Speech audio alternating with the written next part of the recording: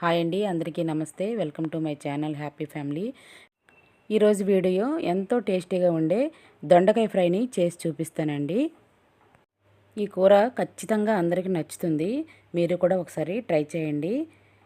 ముందుగా దొండకాయల్ని శుభ్రంగా కడిగి ముక్కలుగా తరిగి పెట్టుకున్నాను. ఇంకా ఒక కడాయి తీసుకొని కొంచెం జీలకర్ర, కొంచెం ధనియాలు, కొంచెం అంటే కొంచెమే నువ్వులండి వేయించుకొని పక్కన పెట్టుకోవాలండి. సింపుల్ ప్రాసెస్ అండి ఇది. పెద్దగా కష్టపడిన అవసరం లేదు. మసాలాలు ఏవి కూడా యాడ్ చేయని అవసరం లేదు. ఇలా కొంచెం దోరగా వేయించుకునే ముందు కొంచెం నువ్వులు కూడా యాడ్ చేసి వేయించుకోవాలండి. ముందుగా వేస్తే మాడిపోతాయి, జాగ్రత్తగా చూసుకోండి. ఇంకా ఇవి ఎగిపోయాయండి. ఇవి మిక్సీ వేసుకోవాలి. ఇప్పుడు మిక్సీలో కొంచెం వెల్లుల్లి రెబ్బలండి, ఒక 4-5, కొంచెం పుట్నాల పప్పు వేస్తున్నానండి. ఇంక ఇప్పుడు మిక్సీ పట్టుకోవాలి. మిక్సీ పట్టుకున్న తర్వాత మెత్తగా గ్రైండ్ చేసుకోవాలండి. గ్రైండ్ అయిపోయింది. ఇందులో ఇప్పుడు వెల్లుల్లి రెబ్బలు వేసుకొని కొంచెం 2 స్పూన్ల కారం కూడా యాడ్ చేసుకొని మరొకసారి గ్రైండ్ చేసుకోవాలి. ముందుగా వెల్లుల్లి రెబ్బలు వేస్తే ఆ తడికి గ్రైండ్ అవ్వదు, పౌడర్ అవ్వదండి. ఇగోండి ఇలా అయిపోయింది కదా, మిక్సీ పట్టేసుకున్నాను.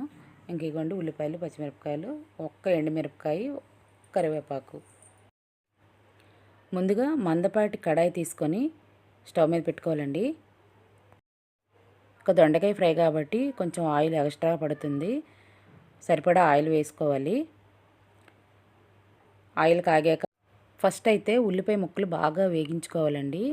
గోల్డెన్ కలర్ వచ్చేటంత వరకు వేగించుకోవాలి. వేగించుకున్నాక అప్పుడు పచ్చిమిర్చి, ఎండుమిరపకాయ, కరివేపాకు వేసుకోవాలి.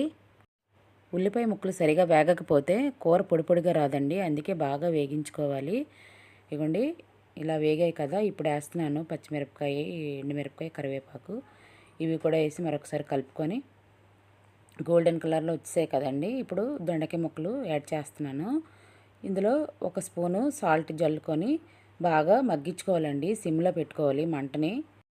ఇంకా పసుపు అయితే వెయ్యనండి, కారంలోనే మేము మరపట్టించుకుంటాము. ఇంకా పసుపు అయిన అవసరం లేదు. ఒక 10 నిమిషాలు బాగా మగ్గిన తర్వాత ఇక మూత తీసి చూద్దామండి. ఇవ్వండి ఇలా మగ్గాయి. 100లో 80% ఇలా మగ్గాయండి. మరొకసారి బాగా కలుపుకొని మరొక 10 నిమిషాలు మళ్ళీ మగ్గించుకుందాము. ఇంకా మగ్గిపోయింది కదండి. ఇప్పుడు ముందుగా మిక్సీ పెట్టిన కారం పొడిని వేసుకోవాలి. వేసి బాగా కలుపుకోవాలండి ముక్కలన్నిటినీ. సాల్ట్ సరిపోయిందో లేదో చెక్ చేసుకోండి. నాకైతే సరిపోలేదు, నేనైతే కొంచెం యాడ్ చేస్తున్నాను సాల్ట్ని. ఈ దొండకాయ కర్రీ చాలా చాలా టేస్ట్గా ఉంటుందండి.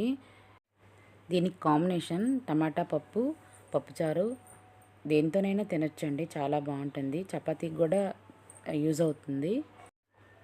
పిల్లలు కూడా చాలా ఇష్టంగా తింటారండి. మీరు కూడా ఒకసారి ట్రై చేసి నాకు కామెంట్ బాక్స్లో కామెంట్ పెట్టండి. మరి నేను చేసే దొండకాయ కూర మీకు నచ్చిందో లేదో నాకు కామెంట్ చేయండి, మర్చిపోకండి. మరొక 2 మినిట్స్ మూత పెడుతున్నాను. ఇంకా 2 మినిట్స్ అయిపోయిందండి. మూత తీస్తాను. దొండకాయ కూర రెడీ అయిపోయిందండి. మరి మీకు నచ్చిందా అండి? నచ్చిందని అనుకుంటున్నాను. నేను చేసే ఈ దొండకాయ ఫ్రై ఎలా ఉందో మీరు నాకు తప్పక కామెంట్ చేస్తారని నేను కోరుకుంటున్నాను. మీ కామెంట్స్ కోసం ఎదురు చూస్తాను. లైక్ చేయండి, షేర్ చేయండి, సబ్స్క్రైబ్ చేసుకోండి నా ఛానల్ని. బాయ్ అండి.